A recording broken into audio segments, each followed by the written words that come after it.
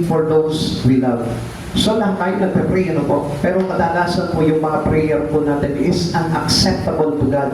Kaya kung bakit unang-una nire-reject ng Lord yung mga panalangin natin dahil hindi po ito appropriate sa buhay po natin.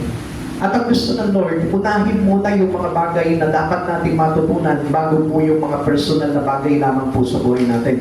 Ngayon, tayo po lahat, meron tayong mga mahal sa buhay. Amen? Yes! So, pinagpipray din po natin sila, ano po, obviously. So, kailangan lamang po na matutunan natin kung paano natin sila ipagpipray. Okay? Paul gives love for the Colossians Christian. He felt close to them even from a distance. He rejoiced in the faith, hope, and love. Alam niyo po, bigyan po kayo ng history po dito Colossus. Ito pong Colossians Church. Actually, hindi po si Pablo talaga nagtatak nito, pero si Pablo po yung nagpadala mula sa Efeso na mga tao na kung saan magmi-minister po sa lugar na ito. Dahil ito panahon po na ito, si Pablo po ay nakakulong.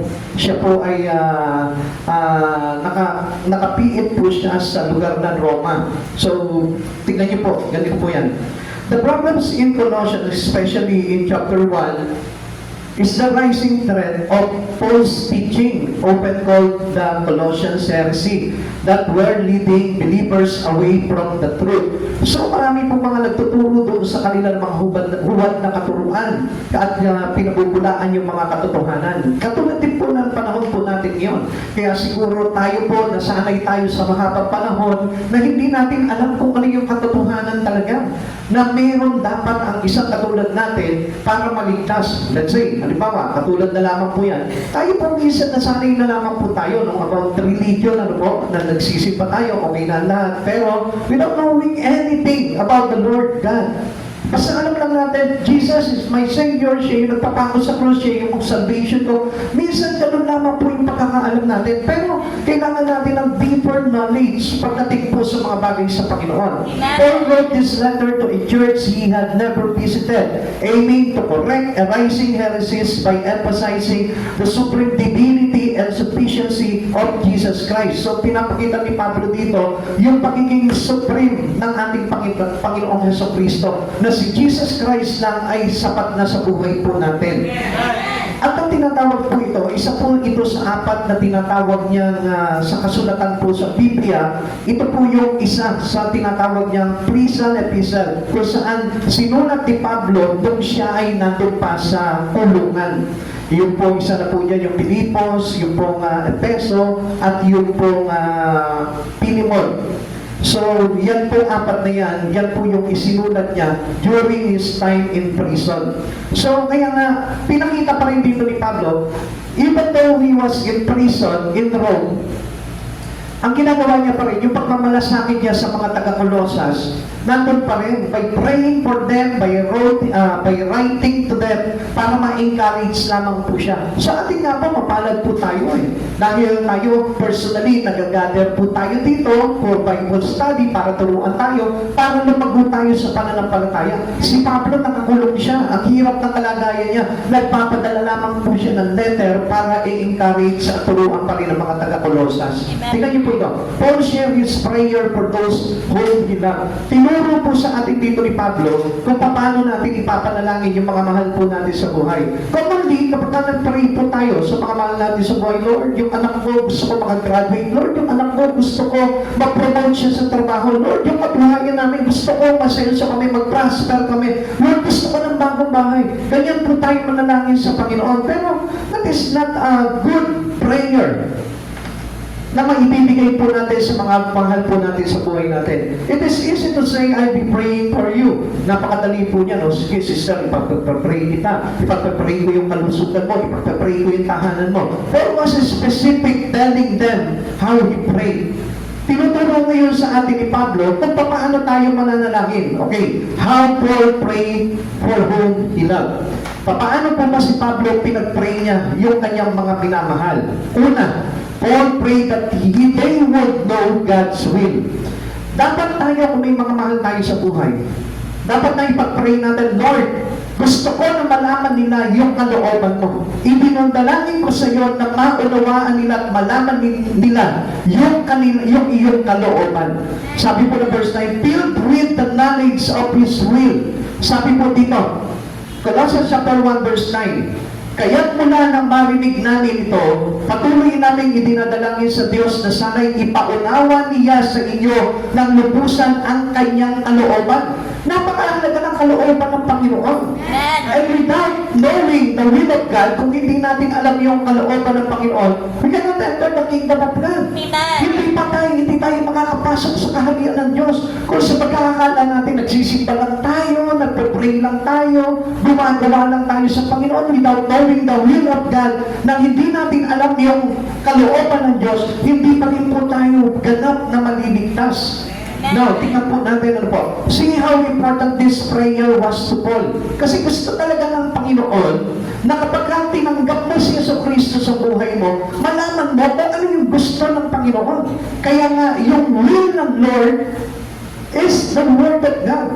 Kaya nga kapag nagbabasa tayo ng Biblia, doon natin naiintindihan yung tinatawag na kalooban ng Panginoon because the will of God is the Word of God.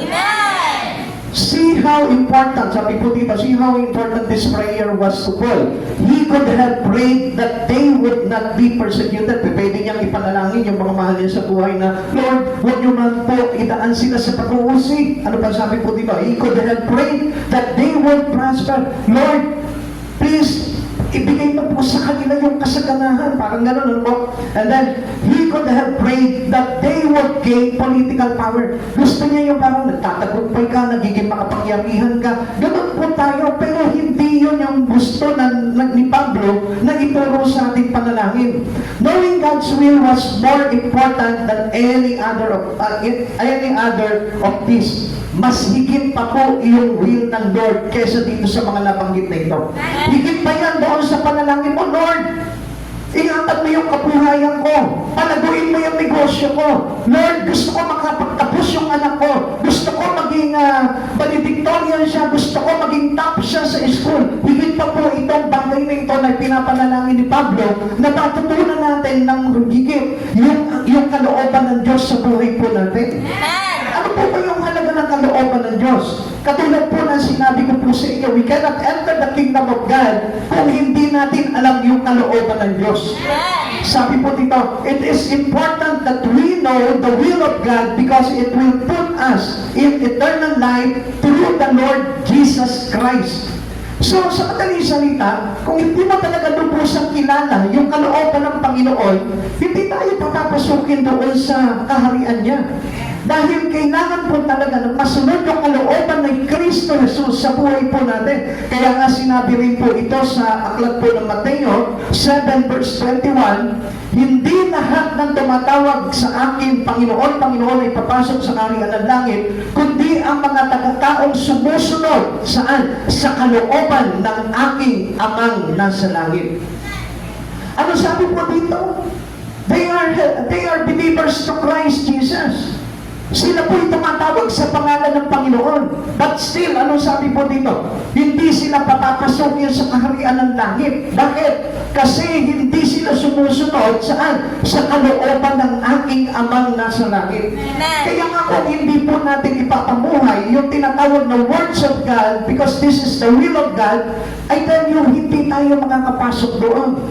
To enter the kingdom of God, kailangan makita sa pamumuhay natin yung salita ng Diyos. Amen! Never underestimate the word of God. Uy, okay lang kahit hindi ako magbasa ng Biblia, maliligtas ako kasi niligtas na ako ni Jesus eh.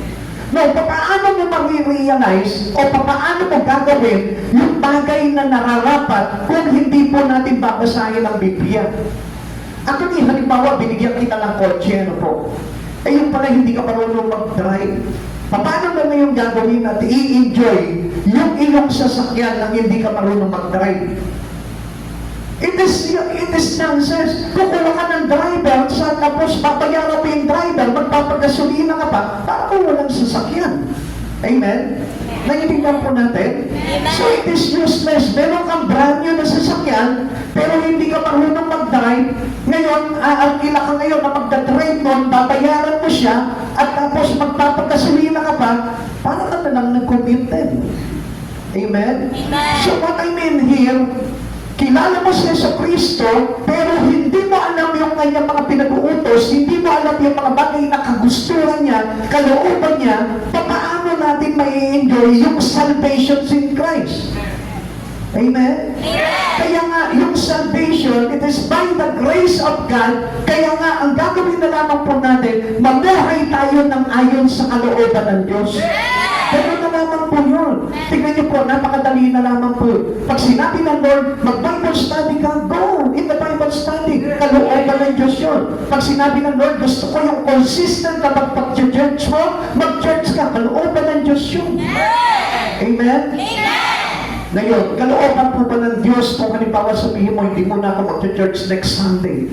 Hindi kalooban ng Diyos yun. Bakit? Kasi hindi mo nabasa sa Bible kung gaano kahalaga ang pagtitipon. Hebrew chapter 10 verse 25, huwag ninyong kaligtaan ang makapagtitipon gaya ng ginagawa ng mga inan. So mga kapatid sa Panginoon, gusto ko po na malaman po ninyo na pag-uutos sa atin ng Panginoon yung kanyang nais para tayo po ay maligtas. At hindi niya isusulat po dito dahil hindi makakabuti po sa atin. Kaya nga tayo po mismo magkaroon tayo ng knowledge about the will of God. And the will of God is the Word of God. Now, with what knowledge are you filled? Ano po bang knowledge meron po tayo? Siguro mga ganito, no? The knowledge of the world condition, alam natin kung ano yung mga nagaganap sa buong mundo. The knowledge of everything in the world or sport, yung sa mga larangan ng palakasan, siguro meron kang alam about boxing, sa baseball, sa softball, sa tennis, marami kang alam siguro dyan, pero not on the words of God. Kaya ngayon po yun napakahalaga po sa atin. And what else? The knowledge of how to succeed in business. Maaring magaling ka sa business. Sa larangan ng pagninegosyo, matagumpay ka. The knowledge that bring academic recognition. Yung bang tayo po mismo parang nakikilala tayo sa larangan ng ating mga profesyon o sa mga bagay na ginagawa po natin. Ano po? So, hindi po yun ang mahalaga kay Paul. Ang mahalaga kay Pablo, yung malaman natin yung tinatawag na will of God. Like for example, ngayon, ano ba yung will ng Lord sa buhay mo kung bakit nandito ka ngayon? Tanungin mo yung katabi mo, ano ba yung will ng Lord kung bakit nandito ka ngayon? Ano ba ang will ng Lord kung bakit? Obviously, hindi sasabihin ng Lord, will ko na matulog ka sa church. Will ko na wala kang gana ngayon. Will ko na mainis ka. Will ko na magalit ka. Hindi yun yung will ng Lord. Ang will ng Lord sa atin, makapakinig tayo at matuto sa aral na ating Panginoon Jesucristo. That was the will of God. Kaya nga kapag hindi natin alam yung will ng Lord, naninihis tayo ng mga direction natin. Minsan, gusto na natin lumapit sa Panginoon, pero naninihis pa tayo. Bakit? Because that is not the will of God. It is only the will of you. The will of man. Kaya nga, kapag alam natin yung will ng ating Panginoon sa buhay natin, hindi tayo maliligaw. We can walk towards heaven. Kaya nga, sabi nga po dito, hindi lahat ng tumatawag Panginoon ay maliligtas. Amen? Amen! At niliwanagan ko po sa inyo, hindi lahat ng tulog sa church maliligtas. Pakisabi mo sa katabi mo. Hindi lahat ng tulog sa church ay maliligtas. Minsan na alimpungatan lang yan. Amen. Amen. Be mature enough with regards to the Lord. Kasi mahalaga po yun eh. We honor God's Word. And we must know that the Word of God is God. Amen? Kaya nga, we do honoring the words of God because He is Jesus. Pinaparangalan natin yung salita ng Diyos dahil si Jesus yun. Kaya nga, saan man pinapahayag ang salita niya, anong sabi? Nandun siya, kasama natin siya. Amen. Kaya nga, let us honor the Word of God. Amen. At to honor the words of God, kailangan gisingin mo palagi yung sarili mo. Be attentive to listen to the words of God. Kasi mahalaga nga po, yung sinatawag po na salita ng Diyos which is the will of God. Amen? Amen. Tanungin mo ulit yung katabi mo, matutulog ka pa ba? Matutulog ka pa ba? Yan. Tandaan po natin, the church is the place of, tignan nyo, the place of sleep. Amen? Ano yung church? What is church? Yan, the place of worship. Kaya nga kapag inaantok, gisingin mo yung sarili mo. Huwag mong hayaan na masayang yung bagay na dapat sana matututunan mo inside church. Sino po hindi din nakakatulog pagdating sa church? Ha? Sino po? Kayo? Sige, minsan lipat po natin yung gawain sa kwarto nyo. Para mas medyo relax po tayo. Ano po? Hindi. Kaya ko po sinasabi po sa inyo to, why I'm rebuking you? Kasi mahal ko po yung kaluluwa ninyo. At yun din po yung panalangin na tinuturo sa atin ni Pablo na malaman nyo yung kalooban ng Panginoon. Amen? Malamang po dito hindi na kayo matutulog ngayon. Kasi si Pastor kasi lagi nakatingin po yan sa mga tulog. Amen? Magugulat ka na kabi na kita kapag ka natutulog ka, nagpipreach ko sa tabi mo. Gusto mo po ba yun? Kaya huwag kayo matutulog. Ano po? Amen? Pakisabi mo sa katabi mo, gising na ako. Gising na ako! Yeah. Amen? Willing po ba kayo na hindi kayo magagalit kapag halimbawa natutulog ka, ginising ka ng katabi mo, hindi ka magagalit? Talaga? O yan, sabi nila, yung mga katabi, baka mamaya magpalit naman sila yung gising, ikaw naman yung tulog. Okay, tuloy po natin. Sabi po dito, all the sad things cannot place us in the presence of Almighty God. Yung pa mga bagay na yun, hindi po ito makakapaglagay po sa atin para yung presensya ng mga pangyarihan Diyos ay nandoon sa atin. Kaya nga, ang tanong po dito, are you filled with the knowledge of God's will? Mayroon po pa tayong kaalaman na ngayon pagdating po doon sa kalooban ng ating Panginoon. Share naman po dito kung ano yung pinag-uusapan nyo para marinig po namin. Ha? Sandali na po muna natin po. Sandali lang po natin. Number 2 na tayo. Tingnan nyo, nakaraos tayo ng pagganong-ganon lang. Ano? Natapos natin yung number 1. Number 2 na tayo. Lagay na natin sa number 3. Pakatapos na agad. Ha? Number 2.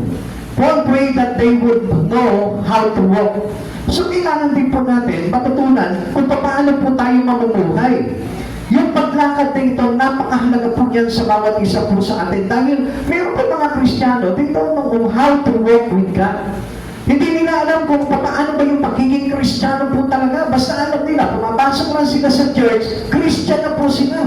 Follower of Christ na sila. Now, kung titignan po natin, halimbawa, alam niyo po ba yung laro ng mga bata ng araw? Dati may laro yung mga bata na follow the leader. Alam niyo po yun? Sino po dito yung nakapaglaro na ng follow the leader? Ayan, sige ka, tignan ko nga. O yan, si Sebastian. Halika. Paano yung follow the leader? Tignan niyo po, para maintindihan lamang po natin. Ito, napaka-basic lamang po ito. Ano po? Si brother siya tayo. O sino pa? Si Joel, Daryl, si Ethan. O halimbawa, si Sebastian yung leader. Tignan niyo po, paano gagawin ngayon? Kung alam niyo talaga yung laro na follow the leader, paano gagawin niyo? Si Sebastian yung leader. O ngayon, sige, follow the leader. Follow the leader. Follow the leader. Yan, hindi marunong sumunod yun, kaya ganyan na dapat pa. O, sige, tuloy. Tuloy pa. Follow the leader. Follow the leader. Follow the leader. Follow the leader. Okay, thank you. Yung follow the leader, napakahalaga po niyan dahil ang Diyos mismo nagsabi na tayo po ay sumunod sa Kanya. So meaning, kapag tayo po ay sumusunod sa Panginoon, ginagawa po natin yung bagay na dapat na pinagagawa sa atin ng ating Panginoon. Kaya nga, we must walk according to the walk of Jesus. At paano po ba yung walk of Jesus? Pag sinabing walk of Jesus, kailangan lumalakad tayo sa kabanalan. Amen. And we cannot walk into the holiness of God by walking into our flesh. Amen. Tingnan po natin, sabi po dito, that ye might walk worthy of the Lord. Yan. Sabi po sa atin, verse 10, sa gayon makakapamuhay na kayo ng karapat-dapat at kalugod-lugod sa Panginoon, sasagana sa lahat ng uri ng mabubuting gawa at lalawa ang inyong pagkakilala sa Diyos. Walking in Christ Jesus, nagiging kalugod-lugod po tayo. Pag sinabing walking, following Christ Jesus, ibig sabihin nagiging masunurin na tayo sa Panginoon. Gusto po natin na tayo po ay maging kalugod-lugod sa Panginoon, dapat ang ginagawa po natin, sumusunod tayo sa lahat ng ipinag-uutos sa atin ng Lord. Pag sinabi sa inyo, gusto ko ang pamumuhay mo, ganito ang gagawin mo. Kaya nung tawagin niya po ito si Pedro, di ba? Nung makatagpo niya si Pedro na nagayong mga kanyang lambat, ano sabi niya? Come and follow me and I will make you a fisher of men. Ano sabi ni Jesus? I will make you a fisher of men. Gagawin kitang mamamalakayan ng tao. So, ibig sabihin po nito, ano ngayon yung pagsunod ni Pedro?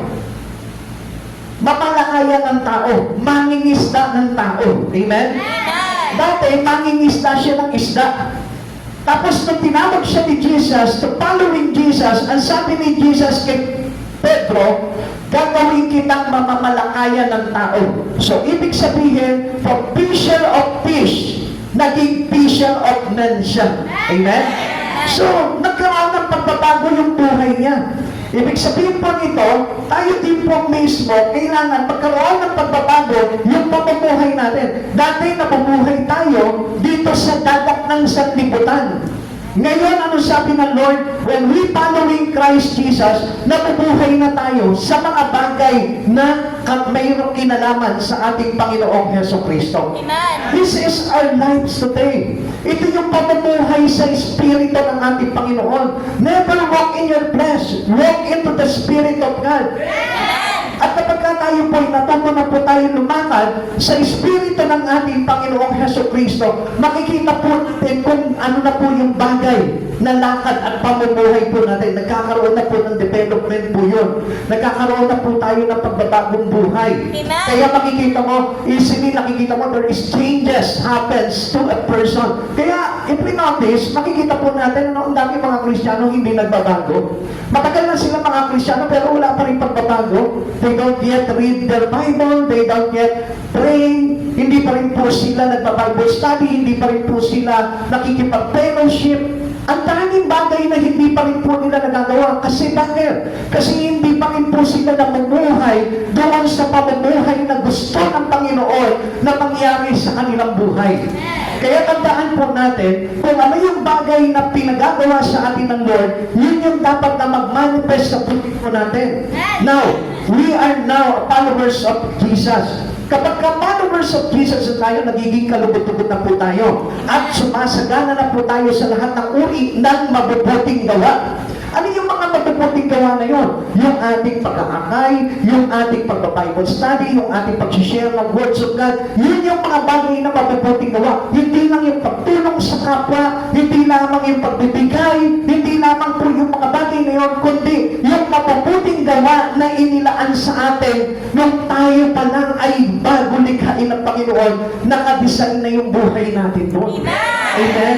Kaya ka nandito ngayon kasi meron layunin ng Panginoon sa buhay mo. Kaya lang hindi nangyayari layunin ng Diyos kasi hindi tayo nabubuhay accordingly sa pagsunod na pinagagawa sa atin ng ating Panginoon. Spiritual understanding through walking worthy of the Lord. Kailangan maging karapat-dapat na tayo at kalugod-lugod na tayo sa ating Panginoong Jesucristo. Amen.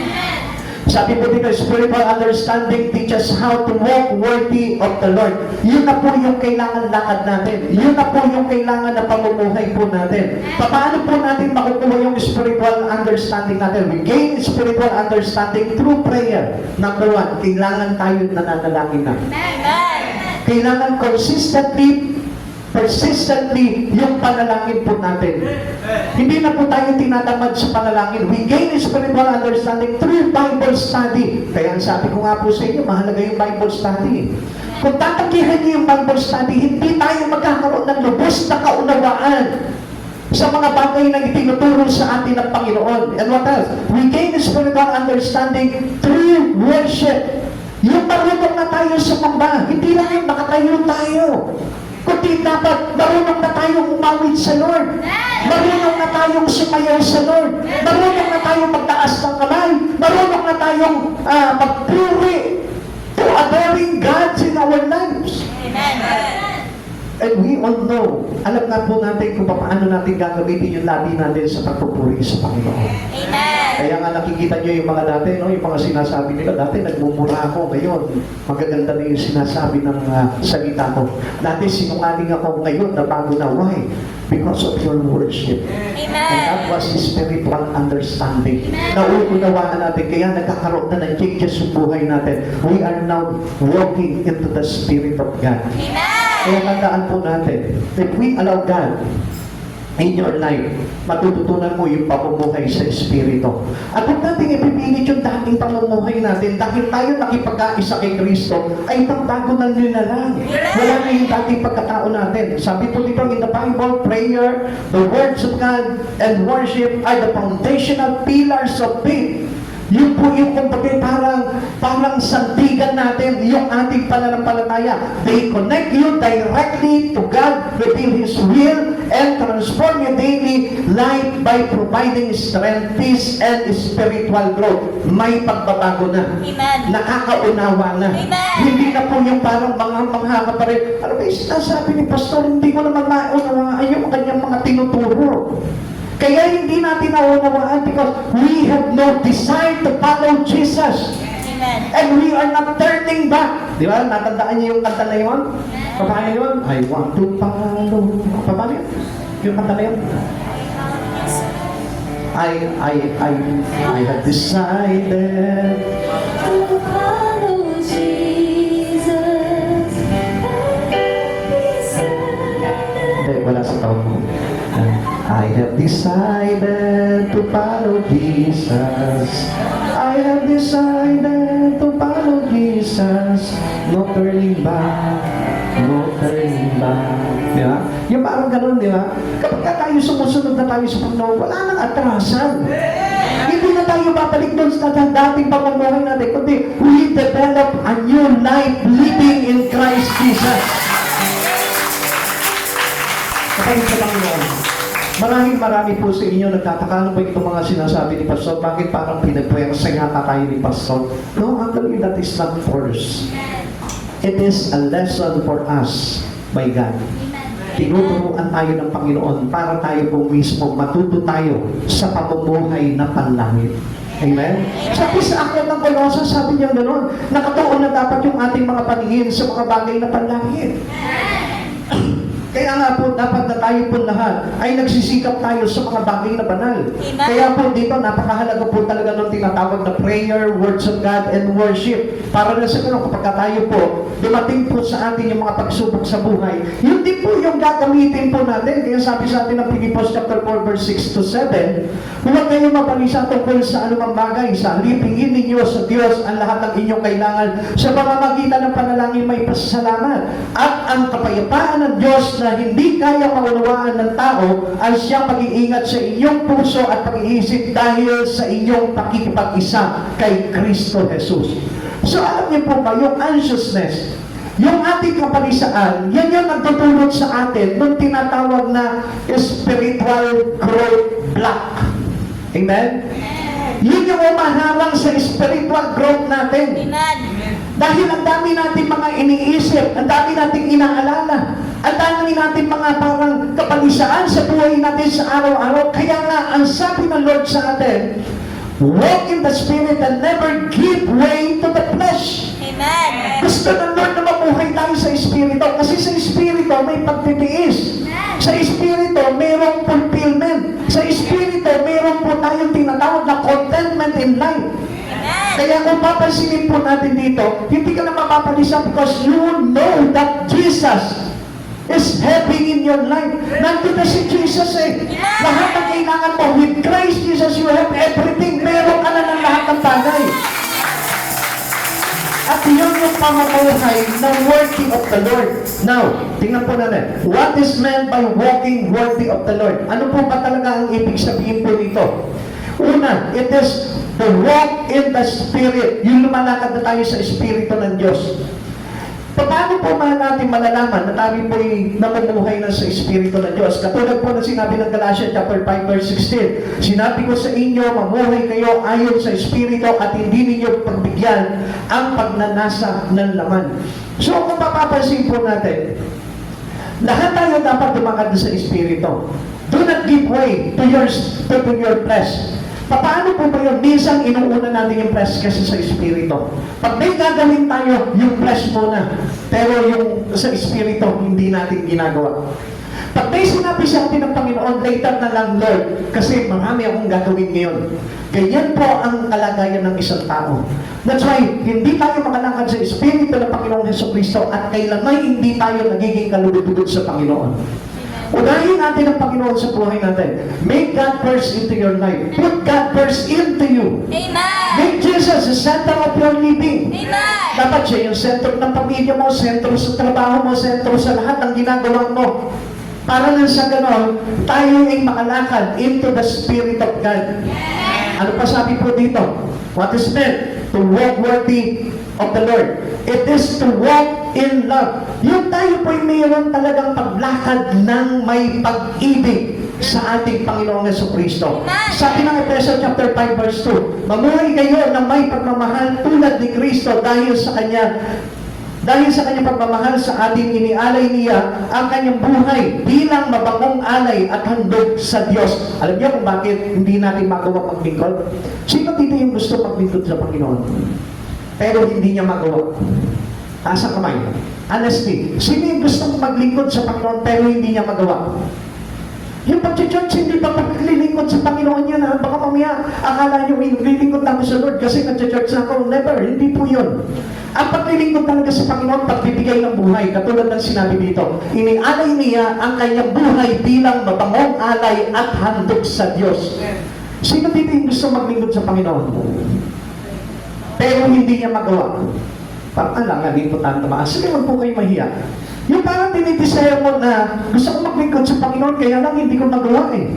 Yung parang ganito lamang po yan, ano? Gusto ko pumayat, pero hindi ko magawa. Amen? Amen. Ganun po kasi yun nangyayari. Bakit? Kasi there is no real love to Jesus. Pero pag lubos mong minahal si Jesus sa buhay mo, maniwala ka sa akin, you will put God first into your life. Si Jesus yung mauuna sa buhay mo. Baka kahit napilitin ka, halimbawa, sabihin sa iyo ng boyfriend mo, huwag ka na muna mag-church. Mamasyal na lang muna tayo. Ang sasabihin mo, dahil in love ako kay Jesus, tsaka ka na. Mamaya ka na. Una sa akin, yung first love ko. Amen? Ganun po tayo pagdating sa Lord. This is how we walk in love.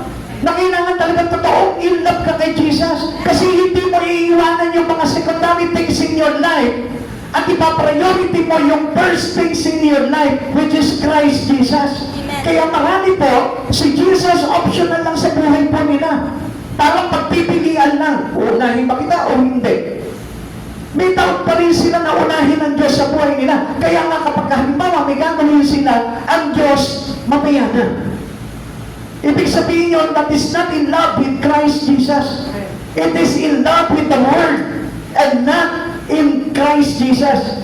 Kaya nga dapat makikita niyo po dito, kaya hindi maintindihan ng tao ito, na kaya siya nahihirapan paglingkuran ng buong puso ang Panginoon sa buhay niya kasi hindi siya totoong in love sa Lord.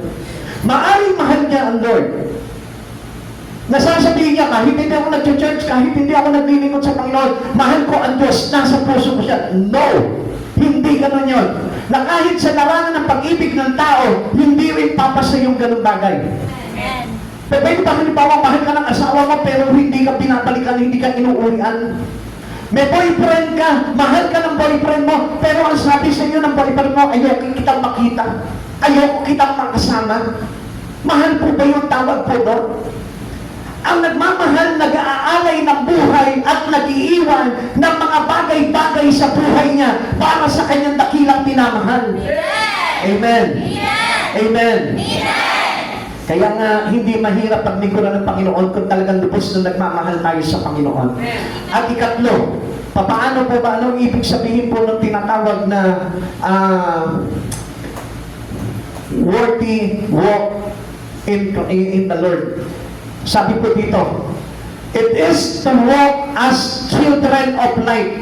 Pag sinabing walk as a children of light, Ano po ba ibig sabihin po nito? Sabi po dito, Ephesians chapter 5 verse 8, dati kayo'y nasa kadiliman, ngunit ngayon nasa kaliwanagan na. Sapagkat kayo'y nasa Panginoon, mamuhay kayo ngayon nang nararapat sa mga taong nasa liwanag. So pag sinabing sa mga taong nasa liwanag, ibig sabihin po niyan, we keeping away our life into the troubled world. Kaya kung mapapansin po natin, ang daming Kristiyano na humaming pa rin sa sanlibutan. Amen. Ang daming Kristiyano, ang buhay nila sa araw-araw, umiikot pa rin sa mga bagay sa mundo. Nawawala si Kristo. There is no place Christ in them. Wala sa isip, wala sa puso, wala sa kaluluwa, si Kristo nandun lang sa isang altar. Inilagay lang nila sa isang lugar si Jesus na hindi kaparte ng buhay nila. Kaya nga, we must put Jesus into our life, into our heart. Nandito dapat si Jesus sa puso natin. Na kahit saan ka nagpupunta, kasama mo si Jesus, kahit na maglakbay ka, kasama mo si Jesus, nasa trabaho ka, nasa eskwelahan ka, nandun kasama mo si Jesus, hindi naiiwan. Yun po yung buhay ng naliwanagan na kay Kristo. Lumalakad na po siya according to the light of Christ. Hindi na into the darkness of the world. Tandaan po natin, ang mundo ay madilim. Without Christ Jesus, the light of the world, madilim ang mundo. Kaya nga ang isang tao na namumuhay sa mundo, without Jesus, there is no light. Amen. They are walking and living into the darkness of this world. Kaya kapatid sa Panginoon, you must be the light of this world. At makita mo kung gaano po kahalaga talaga ni Jesus sa buhay po ng isang tao. Kaya simula sa oras na ito, walk as a children of light.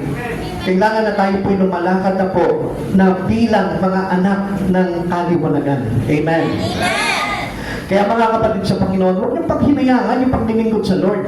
Huwag niyong paghinayangan na tayo po ay namumuhay sa liwanag ng ating Panginoong Jesucristo. Kaya sa oras na ito, dapat magliwanag ka na rin. Sabihin mo sa katabi mo, magliwanag ka na. Ito ang tandaan po natin, no? Hindi magliliwanag ang buhay mo kung lagi ka nakapikit. Amen? Sabihin mo doon sa katabi mo, hindi magliliwanag ang buhay mo. Hindi magliliwanag ang buhay mo. Kung lagi ka nakapikit. Kung lagi ka nakapikit. Kaya nga nakita mo, di ba? Kahit sa pamumuhay, ano po, ang bigat ng buhay na laging tulog. Kasi sabi po ng mga matatanda, walang asenso ang buhay ng mga laging tulog. Amen? Pansinin niyo yung masisipag, kahit na gabi na, kahit na gusto na nila matulog, hindi pa rin natutulog. Bakit? Sige pa rin po sila sa trabaho. Ganun po tayo bilang mga naliwanagan sa Panginoon. Hindi na umiiral sa atin yung karimlan ng mundo. Tayo po ay lumalakad na sa liwanag ng ating Panginoong Jesucristo because we are a children to God. When we walk worthy of the Lord, others notice. Makikita po ng iba po yan. Kaya nga kapag nakita mo yung kapwa mo, nagsasabi siya ay Kristiyano, followers of Christ Jesus, and walking already into the Spirit of God, makikita mo yun. Kung totoo yun. Hindi tayo madadaan niya sa bola na ako kay Kristo ko, ako'y sumusunod na kay Kristo. Hindi ka mabobola nun. Na kahit marami po siya mga sinasabi sa iyo, hindi ka mabobola nun. Dahil makikita natin, mararamdaman natin, at manonotice natin kung totoo yung kanyang sinasabi. Amen. When we walk worthy of the Lord, we become fruitful in His word. Yan pa lang, makikita mo na yan. Na kapag na tayo po talaga, lumalakad na po tayo, namumuhay na tayo sa Espiritu ng ating Panginoon, which is worthy to Him, kalugod-lugod sa Kanya. Ang ibig sabihin po niyan, nagbubunga na tayo sa mga mabubuting bagay. Sagana na tayo sa mabubuting bagay. Like for example, yung dating mga masamang ugali mo, nababago na po yan. Like for example, dati hindi ka pa na-pray, ngayon nagpe-pray ka na. Yung ayaw mo na gumawa sa Panginoon, ngayon gumagawa ka na. Yung dating ayaw mo maglingkod sa Lord, ngayon naglilingkod ka na. Yung dati parang istorbo sa iyo ang Lord, ngayon istorbo na sa iyo yung mga bagay na ginagawa mo sa sanlibutan, baliktad na. Amen? Amen? Sino dito yung parang istorbo pa rin sa kanya yung pag-church, istorbo pa rin sa kanya yung Bible study? Pakitaas nga po yung kamay. Wala. Sino naman dito yung nagsasabi na hindi na istorbo sa kanya yung Bible study? Taas ang kamay. O yan, tignan niyo po yung mga tao na yan, na nandito yan sa Thursday. Makikipag-Bible study ang mga yan. Tapos, pag wala dito yan, sabihin mo, sinungaling ka. At alam natin, ang sinabi ng Biblia, na ang sinungaling at ama ng sinungaling, ng kasinungalingan ay walang iba kundi ang diablo. Amen? Amen? O taas nga po ulit yung makikipag-Bible study dito. O ayan ha. Pati kayo, nandito rin kayo. Asan yung mga taga-mga tabi? May nagtataas ng kamay. Baka mamaya wala kayo dito. Nagtaas kayo ng kamay. O sinungaling yun. Amen? Tanungin mo nga sa katabi mo, gusto mo ba sabihin ka ng sinungaling? Siyempre, ayaw natin yun, no? Dahil tayo, mga anak tayo, children of light tayo, children for Christ Jesus na tayo. Amen. And last, number 3, Paul prayed that they would know God's will. Una-una, sabi po dito, how Paul prayed for whom he loved. Paul prayed that they would know God's will. Paul prayed that they would know how to walk. And last, Paul prayed that they would know God's will. Hindi lang basta kilala ang Panginoon, kundi kilalang-kilala mo ang Diyos. Amen. Kaya nga nagtataka ako, dami mga tao, sabi nila, kilala nila ang Panginoon, mostly Christian, pero hindi nila alam yung halaga ng pag-church. Hindi nila alam kung ano yung halaga ng pagbabasa ng Bible. Hindi nila alam kung ano yung halaga ng mga bagay kay Kristo. Kung kilalang-kilala mo si Kristo sa buhay mo, alam mo yung kahalagahan ng ginagawa mo ngayon. Alam mo na mahalaga yung oras na ito na nandyan ka. Amen. Siguro yung ibang sinasabi nila, naku, kaibigan, boring. Sabi nila, napaka-boring, buti pa namasyal na lang ako. Buti pa nagpunta na lang ako ng SM, may nangyari pa sa buhay ko. Oo, may nangyayari sa buhay mo. Pag napahamak ka, without Christ Jesus, I tell you, napakasaklap ng pangyayari. Amen? Kaya nga, itong oras na ito, nandito ka ngayon, gusto kong malaman mo, naalalaman mo kung anong halaga niyan sa buhay mo. Sabi po ni Pablo po dito, verse 10, increasing in the knowledge of God. Yung lumalago sila at sumasagana sila sa kaunawaan pagdating sa ating Panginoong Jesucristo. Not just in knowing about God. Hindi lang para, alam ko na si Jesus ganito, alam ko na mayroong tatlong hari, alam ko mayroong Shadrach, Meshach, Abednego, alam ko mayroong humati ng dagat, alam ko na may gumawa ng barko. Kilala ko yung gumawa ng barko, si Moises, humati ng dagat, si Noah. Amen? Yung iba, hindi natawa eh. Kasi hindi nila alam. Kasi hindi nagbabasa ng Bible. Si Moises yung humati ng dagat. Si Noah yung gumawa ng barko. Amen? Tinitingnan ko lang naman eh, kung alam ninyo, eh, buti na lang, alam pala ninyo. Amen? Sabi ng iba, ay si Noah pala yung humati ng dagat. Nagulat pa siya eh. Amen. Not just in knowing about God, but by means of knowing God more. Pakilakas. More? So, ibig sabihin po dito, may lalim ang pagkakilala mo sa Lord. Malalim yung ugnayan mo sa Lord. Malalim yung desire mo sa Lord. Na kahit na mawalan ka ng mga bagay-bagay na mahalaga sa buhay mo, ang mahalaga dito, yung si Kristo na yung pagkakilala mo. Amen? This is what Paul was seeking for himself. Ito rin po yung hinahanap po ni Pablo. Sabi niya nga po dito sa Philippians chapter 3 verse 7 to 14. Dapat ganito po tayo eh. Ngunit dahil kay Kristo, ang mga bagay na pinapahalagang ko noon ay itinuring ko ng walang kabuluhan ngayon. Oo, itinuturing ko walang kabuluhan ang lahat ng bagay bilang kapalit ng lalong mahalaga ang pagkakilala kay Kristo, Jesus na ating Panginoon. Yun na yung mahalaga sa Kanya ngayon. Hindi na yung mga bagay sa mundo na ito. Ang higit na mahalaga na sa Kanya, yung makilala na si Kristo sa buhay niya. Ang sabi niya po dito, ang lahat ng bagay ay ipinalagay kong walang kabuluhan at itinuring kong basura. Bakit? Nakamtan ko lamang si Kristo at lubos na makipag-isa sa Kanya. Tingnan niyo po inari niya kalugihan lahat ng mga bagay sa buhay niya. Hindi katulad ng panahon po natin ngayon. Anong mahalaga sa iyo? Yung mga bagay na ginagawa mo sa mundo. Si Kristo, nawawala na ng halaga sa iyo. Pero kay Pablo, he's longing to know Jesus very well. Yun yung kanyang hinahangad sa buhay. Makilala niya ng lubusan ng Panginoon. Ang aking pagiging matuwid ay hindi sa pamamagitan ng pagsunod sa kautusan, kundi sa pananalig kay Kristo. Ang pagiging matuwid ko ngayon, buhat sa Diyos sa pamamagitan ng pananampalataya. Ang tanging rin ko ngayon ay lubusang makilala si Kristo, maranasan ang kapangyarihan ng kanyang muling pagkabuhay, makibahagi sa kanyang mga paghihirap. Kaya nga, kailangan tayo maglingkod talaga sa Panginoon. At maging katulad niya sa kanyang kamatayan. Umaasa ako man ay muling bubuhayin mula sa kamatayan, hindi sa nakamtan ko na ang mga bagay na ito, hindi rin sa ako'y ganap na, ngunit sinisikap kong makamtan ang gantimpala sapagkat ito ang dahilan kung bakit ako'y tinawag ni Kristo Jesus. Ano sabi niya po dito? Hindi rin sa ako'y ganap na. Ngunit, ano sabi niya? Sinisikap ko. Yung eagerness niya, yung diligently niya, nandun nakapaloob sa puso niya para lubusan niyang maganap yung mga bagay ng pagkatawag sa kanya ng Panginoon. Hindi rin sa ako'y ganap na, ngunit sinisikap ko makantan ang gantimpala sapagkat ito ang dahilan kung bakit ako tinawag ni Kristo Jesus. Kung bakit tayo nandito ngayon? Kasi dapat alam natin. Amen? Kaya nga, knowing His will into your life. Amen. You know how to walk in life. Amen. We must walk into the Spirit of God para malaman po natin yung mga Panginoon. Verse 19, mga kapatid, hindi ko ipinapalagay na nakamit ko na ito, ngunit isang bagay ang ginagawa ko. Habang nililimot ko ang nakaraan at sinisikap na marating ang layunin nais kong makantan, nagpupunyaging ako patungo sa hangganan upang makantang ng gantimpala ng pagkatawag sa akin ng Diyos sa pamamagitan ni Kristo Jesus ang buhay na nasa langit. Tumigil ka lang kapag nasa langit ka na. Pero ganun pa man, hindi tayo titigil sa pagsamba sa Panginoon. Bakit? Kasi doon, yun ay po yung mga bagay na gagawin natin. Habang buhay na po yun. For the rest of our life, with God, with Christ Jesus, yun na po yung gagawin natin.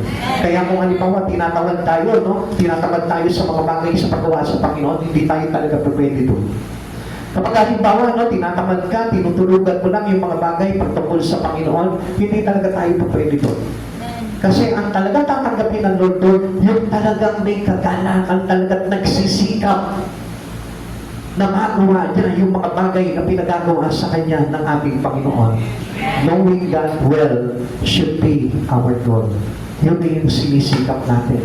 Yun ay yung mithiin po natin. Higit sa lahat, higit pa doon sa kayamanan ng mundo, higit pa sa mga bagay sa mundong ito, ang sinisikap na po dapat natin ay walang iba, yung makilala nating lubusan ng Panginoon sa buhay natin. Now, the question is, how well do you know God? Gaano mo nakakilala ang Diyos sa buhay mo? Kung hanggang ngayon, lumiliban ka pa rin sa pagka-church, kung hanggang ngayon, wala ka pa rin desire na magbasa ng Bible, kung hanggang ngayon, wala ka pa rin desire na mag-pray, ibig sabihin, hindi mo pa ganoon kakilala ang Diyos sa buhay mo. Kung hindi mo pa rin sinishare yung will of God, yung words of God, the gospel of God, still, hindi mo pa rin lubusang kilala ang Panginoon. Marami nagsasabi, they know God very well, pero sa totoo lang, hindi po pala. Dahil they limit their life, their time into the Lord. Dahil kapag limitado pa rin ang panahon mo sa Panginoon, limitado pa rin yung pagkuha mo sa Lord, limitado pa rin yung mga bagay-bagay sa Espiritu mo sa Panginoon, ay tayo, hindi mo pa talaga lubusang kilala ang Panginoon. Do your prayers center only on temporary things. Kapag nananalangin ka ngayon, hinihiling mo ba sa Lord, Lord, give me a desire to know you well. Give me a desire to serve you well. Give me a desire to be equipped by you, Lord Jesus, according to your mighty presence. Yun na po ba yung mga dinadasal namin sa Panginoon? O until now, nananalangin ka rin, Lord, gusto ko lumaban talaga ako, Lord. Gusto ko pagpalain mo pamilya ko. That's not really important anymore. Kapag ka nakilala mo na si Jesus sa buhay mo, ang mahalaga na ngayon yung kaligtasan mo. Yung kaligtasan ng mga mahal mo sa buhay. Yung pagdating ng araw, may gantimpala ka sa buhay na walang hanggan. Yung na dapat yung pinagtutuunan na natin ang buhay. Sinisikap na natin maging maayos ang buhay mo. Sinisikap na natin na maging maayos yung pamilya mo. Sinisikap na natin na maitaguyod mo yung iyong mga anak sa presensya ng makapangyarihan Diyos na dakila. Walang iba kundi ang Panginoon Hesus Kristo. Let's pray about how our loved ones walk with God. Ipanalangin mo, Lord, huwag mo bibitawan yung anak ko, ha? Gusto ko, Lord, na sa pagtanda niya, naglilingkod siya sa iyo. Lord, huwag mo bibitawan yung mga anak ko. Gusto ko, Lord, pagdating ng araw, hindi man sila tagumpay dito sa mundong ito, pero tagumpay naman sila sa Espiritu kasama mo pagdating ng araw sa iyong kalwalhatian. Yun yung the best prayer that we ever had. As a children of the light in Christ Jesus, ganun na po dapat tayong manalangin. Hindi ba yung lagi pinapanalangin natin, sana maging successful yung anak ko, Lord, para makaahon na kami sa kahirapan. Lord, sana, Lord, magkaroon pa ako ng mahabang buhay para makapagtrabaho pa ako. Gumising ka. Walk into the light of Christ Jesus. At tayo lumakad sa huwad na liwanag ng sanlibutan na ito, na sumisilaw lamang po sa atin. Huwad na kalinglingan ng sanlibutan na ito, na sumisilaw lamang sa mga desire na dapat na meron tayo sa puso natin. The most desire that we need to have in our life is to the desire to have Jesus. Not only temporarily, but eternally. Magpasalamat ka dahil nandito ka ngayon. Magpasalamat ka dahil ang Diyos magalaw sa buhay mo. Bakit hindi po kayo makipag-covenant sa Panginoon? Because God is God's of covenant. Ang Lord, mahilig makipagkasundo po ang Panginoon. Bakit hindi mo ipagkasundo yung buhay mo, yung kaluluwa mo, yung espiritu mo sa Panginoon? Bakit hindi itong oras na ito, italaga mo ng kay Yahweh, italaga mo ng kay Jesus yung buhay mo? Sabihin mo, Lord, nakikipagkasundo ako sa iyo. Kahit na anong mangyari, Lord, yung buhay ko sa iyo. Maglilingkod lamang sa iyo. Kahit mawalan ako ng kayamanan sa bundok ito, Lord, ikaw yung kailangan ko. Alam niyo, yung po yung bagay na gustong-gustong marinig sa atin ng Lord. Sapagkat ang Diyos na ito, gusto niya talaga marinig sa bibig ng bawat isang mananampalataya na tayo po lahat ay mayroong desire na magandang ng buhay kay Kristo. Alam niyo, sa totoo lang, ang pinakalubos na nakalulungkot sa buhay na ito, yung hindi mo kasama ang pamilya mo na sumasamba sa Diyos. Kung mayroon man akong lubos na ipagpapasalamat sa oras na ito, sa harapan ninyo, sa harapan ng Panginoon, yung kasama ko, yung aking anak, yung dalawang anak, at yung aking may bahay, sa paglilingkod sa Panginoon. Gusto ko na malaman po ninyo, this is the dream of a person who knows Christ Jesus very well. Hindi yung hangad niya na yumaman yung kanyang pamilya, yumaman yung kanyang anak, magkamahal na maraming kayamanan sa mundong ito, kundi yung yumaman sa Espiritu ni Kristo, yung kanyang buong pamilya. Nangyayakit kita tumayo sa oras na ito. Gusto ko sa oras na ito, kung kaya mo na makipagkasundo sa Panginoon, make covenant with God. Makipagkasundo ka sa Panginoon. Sabihin mo, Lord, whether I like it or not, Lord, pagliling ko lang kita sa buhay ko. Na kahit mahirapan ako, Panginoon, na kahit maapektuhan sa Panginoon, yung mga bagay na ginagawa ko pag-araw-araw, Lord, mas marapat lamang na piliin kita sa oras na ito, simula ngayon, hanggang sa wakas ng buhay ko, maglilingkod ako sa iyo.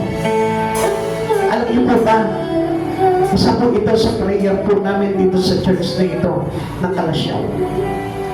Nananalangin kami sa Lord, humipo ka ng mga tao, ng mga taga rito sa Kalasyaw na ito, na maglilingkod sa iyo, at magagamit mo sa templong ito, Panginoon, na itinatag mo.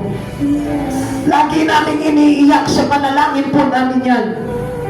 Every morning devotion, every night sa prayer, every days of prayer, isinisigaw namin sa Panginoon, Lord, magpadala ka ng manggagawa sa church ng Kalasyaw.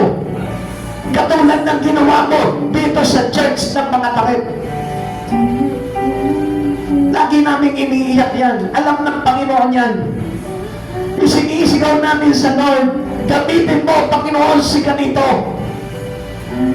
Bigyan mo siya ng talento at kaalaman sa paglilingkod sa iyo, Panginoon. Alam niyo po ba, ang napakasarap na makamtan sa buhay na ito, yung meron sa lugar na ito na maglingkod talaga ng tapat sa Panginoon at hindi iiwan ang Diyos magpakailanman. Kapatid sa Panginoon, pag-aisa ikaw sa hinihipo ng Panginoon dito sa church na ito. Try to walk in the Spirit of God. Try to know the will of God into your life. And try to know to walk as a children of light. Sa oras na ito, kapatid sa Panginoon, hindi po aksidente na nandito ka. Kundi mayroon pong layunin ng Panginoon kung bakit dinala ka niya dito. Marahil, kailangan ka ng Lord para maglingkod sa Kanya. Paglingkodan mo siya, huwag ka panghinayang sa buhay. Sapagkat ang buhay na natin Kristo ang pinakamagandang buhay na meron ang isang tao. Hindi maganda yung mayaman ka lang.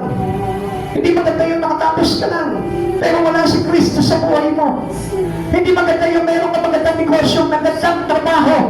Pero wala si Kristo sa buhay mo. Ang mahalaga na kahit simple lang ang buhay mo, kahit mahirap ka lang, basta mayaman ka naman sa harapan ni Jesucristo, yun yung buhay na napakaganda. Sapagkat yung buhay na yun ay hahantong sa buhay na walang hanggan sa piling ng ating Diyos. I pray, Lord, na sa oras na ito, umamit ka, Panginoon, ng mga tao na narito ngayon. Lord, gumamit ka ng mga kapatid namin ng mga taga rito. Upang paglingkuran ka, O God. Hindi napagod sa iyo, Lord. Pagbigay ng buhay ang panahon sa iyo, Panginoon. Gamitin mo sila, Lord. Gaya ng paggamit mo sa iyong mga lingkod sa kapanahunan. Gamitin mo sila, Lord, na magkaroon ng desire. Magkaroon ng puso na itaguyod ng church na ito, Lord.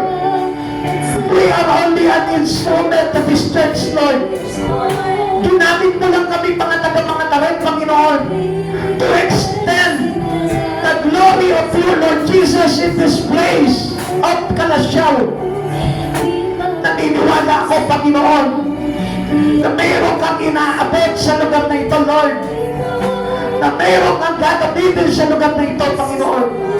At sa oras na ito, Lord, hinihiling ko sa iyo, ganapin mo ito sa kanyang buhay. Alisin mo ang takot at pangamba sa paglilingkod sa iyo. Alisin mo sa kanya, Panginoon, yung mga bagay na pumipigil sa kanya na paglingkuran ka, Lord. Kilala mo siya, Lord. Kilala mo ang bawat isa sa amin na narito. At alam ko, Panginoon, walang naligid sa iyo sa buhay ng bawat isa na aming kapatid na narito ngayon. Panginoong Jesus, ito po yung aming samot na langit sa makapangyarihang pangalan mo. Lord, ito yung alone. Hallelujah, Jesus.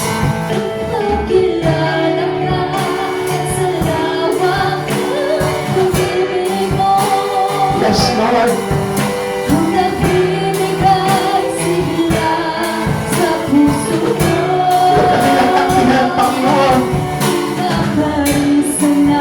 Ialayin nila ang kanilang buhay, Panginoon, para paglingkuran na nila. Yan ang aming pinadalangin sa pangalan mo, Panginoon Jesus, na makapagyarihan sa lahat. Sa iyo ang aming papuri, Panginoon.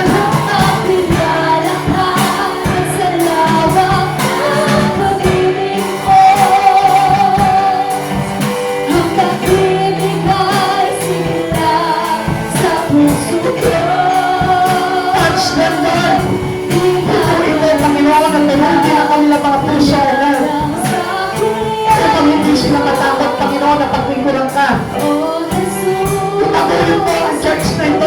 Jesus! Gumamit ka ng mga instrumento, Panginoon! Gumamit ka, Panginoon, ng mga tagalito! Upang magtagumpay ang church na ito, Lord! Not by might, nor by power, but the Spirit of the Lord! The Spirit of the Panginoon ang gagalaw sa church na ito! The Spirit of the Panginoon Jesus ang aamon sa kanila! Hallelujah! Hallelujah!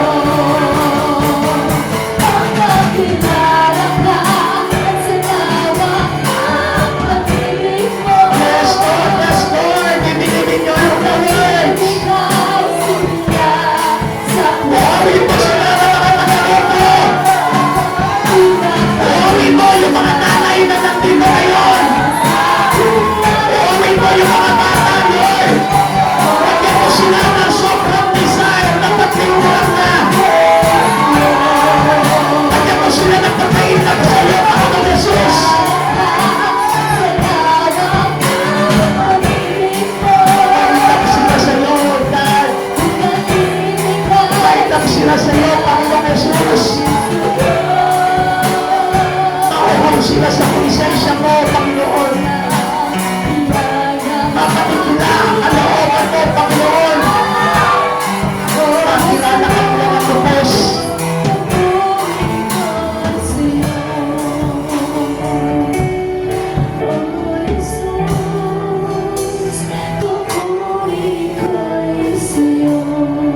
Ay po lahat manalangin sa Panginoon. O maraming Diyos, nagpapasalamat po kami sa dakilang aral na ipinahayag mo sa bawat isa sa amin, Lord. Hayaan mo, Panginoon, na tumarak sa puso ng bawat isa, especially sa mga tinatawag mo sa lugar na ito, Lord. Yes. Upang na makita po nila ang kahalagahan mo na lubos na pamumuhay para sa iyo, Panginoong Jesus. Gamitin mo, Panginoon, ng church na ito. Gamitin mo, Panginoon, ang aming mga kapatid na taga rito. Amen. Ang mga kabataan, Yes, Lord. ang mga nanay, ang mga tatay, Yes. ang mga kalalakihan. Gamitin mo sa lugar na ito, Panginoon, upang maipagpatuloy ang mga bagay na pinasimulan mo sa amin sa lugar na ito, na pinasimulan ng iyong bugtong anak na aming Panginoong Jesucristo. Hayaan mo, Panginoon, na umundan sila sa Espiritu, Lord. I-pray mo, Panginoon, sa kanila, O God, ano man yung mga humahadlang sa kanilang pakunawa, sa kanilang desire na mapaglingkuran ka, Lord. Tanggalin mo po ito, O God. Yes. Upang nang sa ganun, makatuloy po sila, Panginoon, na mapaglingkuran kanila sa haba ng kanilang buhay. Panginoon, maraming salamat po sa buhay ng mga taong ito. Alam ko po na ikaw yung Diyos na nagdala sa kanila sa lugar na ito, Lord. Because according to your purpose, O God, alam namin na may layunin ka sa buhay at pamilya ng bawat isa na narito ngayon. Maraming salamat po, Lord. Pagpalain mo po sila. Yes. Kaya mo sumagana sa pagpapala ang kanilang buhay, especially pagpapala sa Espiritu mo, Panginoong Jesus. Ingatan mo po sila, Panginoon. Protektahan mo po ang kanilang pamilya. Ilayo mo po, Panginoon, sa anumang mahigpit na pagsubok. Yes. Ilayo mo po, Panginoon, sa mga mabigat na karamdaman. Yes. At hayaan mo, Panginoon, na manatili, na malusog, masagana, at payapa ang kanilang mga pamumuhay. Maraming salamat po, dakilang Diyos. Pagpalain mo po ang church na ito, Lord, upang mapag-usapan sa bawat sulok ng lugar na ito, Panginoon, upang hanapin kanila at makilala kanilang lubos. Salamat dakilang Diyos. Ingatan mo po kami sa aming mga pag-uwi. Yes. Ingatan mo po ang aming mga sasakyan.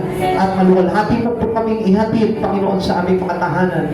Kasama ng iyong libo-libo mandirigmang anghel sa langit na magbabantay sa amin hanggang kami makarating na maluwalhati sa aming mga tahanan. Maraming salamat po, Panginoong Jesus. Salamat sa iyong dakilang kapurihan. Sa iyo po namin pinabalik ang pinakamataas na papuling pagsamba sa tanging pangalan mo po lamang in Jesus' name. Amen. God bless you all po.